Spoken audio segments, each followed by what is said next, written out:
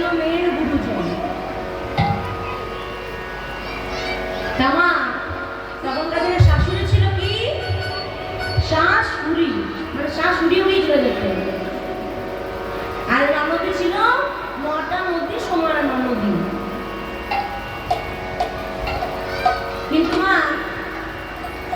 এখনকার দিনে তা না। এখনকার দিনে আমাদের বৌমাগুলো ভয় খায় না। এখন বৌমা নয়, বৌমা। তাই রাধারানীর খুব মন খারাপ, বলছে আমার ঘরে গুরু জনার জ্বালা। তাই না এই যে গৌর প্রেম করেছে, এই গৌর রূপে আর একজন কলঙ্কিনী হয়েছিল। রাধারানী তো হয়েছেই গৌর রূপে কলঙ্কিনী, কৃষ্ণ রূপে কলঙ্কিনী, কিন্তু আরো একজন কলঙ্কিনী হয়েছে কি শ্রীবাসের ভাইজি নারায়ণী। সেই শ্রীবাসের ভাইজি নারায়ণী তিনিও গৌর কলঙ্কিনী হয়েছিলেন। দেখুন মা, একদিনের ঘটনা, নিত্যানন্দ মহাপ্রভু আমার নবদ্বীপে ধ্যানস্থ অবস্থায় হয়ে ধ্যান করছেন। এই মতো অবস্থাতে নারায়ণী আমার নিত্যানন্দ প্রভুকে প্রণাম করে বলছে, প্রভু প্রণাম। নিত্যানন্দ প্রভু আমার ধ্যানস্থ অবস্থায় চোখ খুলে দেখছে, মুখে বলছে, তুমি নেই হও, পুত্রবতী হও, পুত্রবতী হও, পুত্রবতী হও। নারায়ণী হলো বাল্য বিধবা। নারায়ণী হলো বাল্য বিধবা। তাই নারায়ণী আধারিণী কান্দে কান্দে করে বলছে,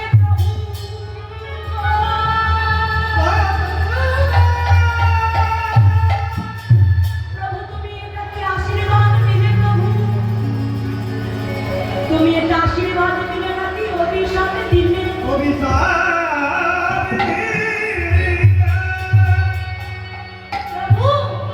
তুমি আমায় আশীর্বাদ দিলে নাকি অভিশাপ দিলে? প্রভু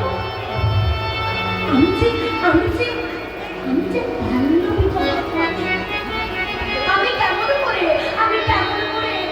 আমি কেমন করে ভক্তের মা হব? প্রভু এই সমাজকে মেনে নিলে প্রভু। নারায়ণী তুমি কেন না, আমি যখন বলেছি তখন তবে আর ফিরে যেতে পারবো না। যাও নারায়ণী, তুমি এখন যাও, তোমার কিচ্ছু হবে না। এমন একদিনের ঘটনা, দিন যাচ্ছে, মাস যাচ্ছে, এমন একদিন কি হয়েছে, মহাপ্রভু আমার চুয়া সঙ্গনে শয়ন মন্দিরে গিয়ে শয়ন দিতেন। কে? নারায়ণী। নারায়ণী আমার মহাপ্রভুকে একদিন শয়ন দিতে গিয়েছে, আর মহাপ্রভু বলছে, নারায়ণী শোনো, তুমি যাও তো মা, এই চর্বিত তাম্বুল ফেলে দিয়ে। তোমার চর্বিত তাম্বুল মানে কি?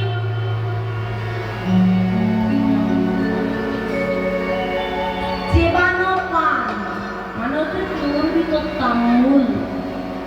সেই চর্বিত তাম্বুল বলছে তুমি ফেলে দিয়ে এসো, নারায়ণীকে বলছে।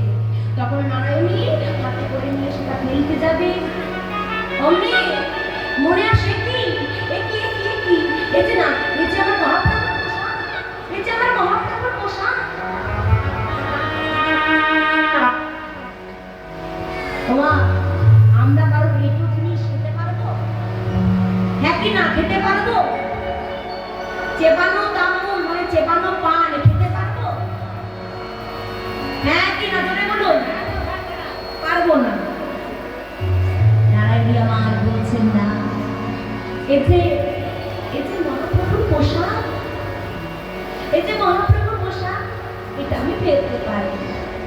তাই নারায়ণী দিয়ে ফেলবে।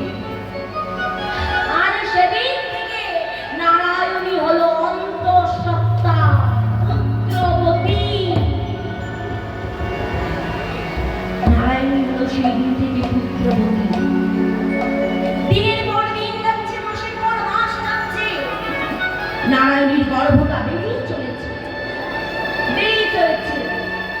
সমাজের লোক নারায়ণীকে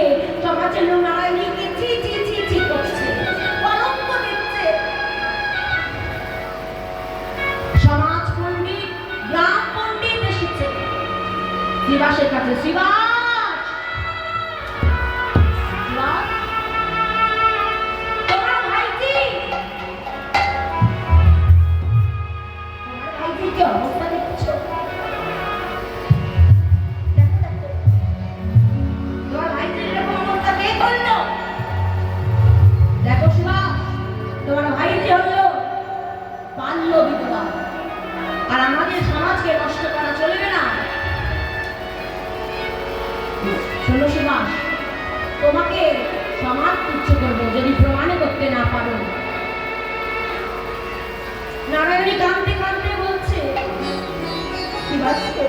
পিতা পিতা, আমি করিনি পিতা, আমি জানি না পিতা, আমি জানি না। নারায়ণী তোর এরকম দুর্দশা কে করলো? নারায়ণী তুমি দাঁড়াও পিতা, তুমি দাঁড়াও, আমি মহাপ্রভুর কাছে গিয়ে জিজ্ঞাসা করে আসছি। মহাপ্রভুকে বলবো, মহাপ্রভু আমার এমন অবস্থা কে করলো? তাই নারায়ণী ছুটতে ছুটতে যাচ্ছে আর মহাপ্রভুর কাছে গিয়ে কাঁদতে কাঁদতে বলছে, মহাপ্রভু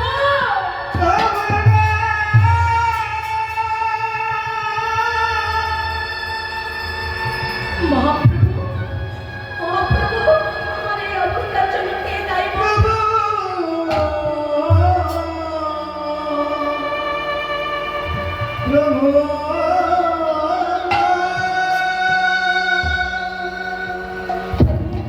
আমার এই অবস্থার জন্য কে দায়ী? তুমি যদি আমায় না বলে দাও, তুমি যদি আমায় না বলে দাও, তাহলে আমি এই প্রাণ রাখবো না, রাখবো না, রাখবো না। না নারায়ণী, তুমি তা করো না, তুমি তা করো না, তুমি তা করো না। শোনো নারায়ণী, তোমাকে কিচ্ছু করতে হবে না। তুমি সমাজ পণ্ডিতের কাছে যাও, তুমি সমাজের সামনে গিয়ে দাঁড়াও আর বলো আমার গর্ভকে জিজ্ঞেস করতে।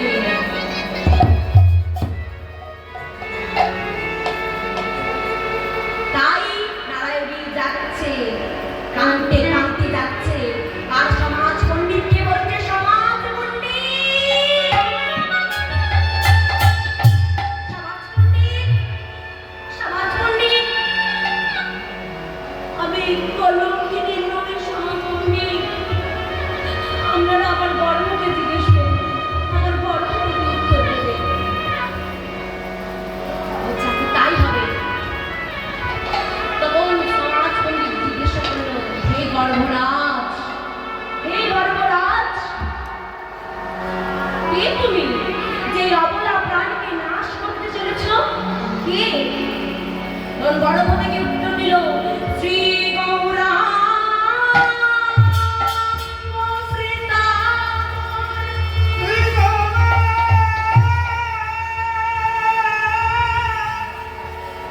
নিত্যানন্দ গুরু, নিত্যানন্দ গুরু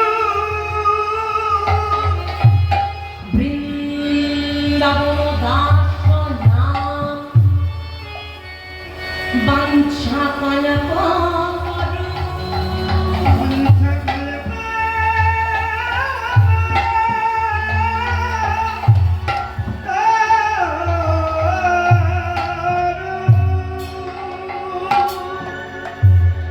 শ্রী গৌরাঙ্গ প্রীতামর নিত্যানন্দ গুরু বৃন্দাবন দাস নাম বাঞ্ছা কল্পতরু।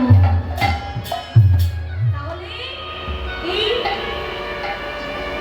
তখন পণ্ডিত বর্গ বলছেন, প্রভু আমাদের ক্ষমা হয়ে গেছে, আমাদের ভুল হয়ে গেছে, আমাকে ক্ষমা করুন।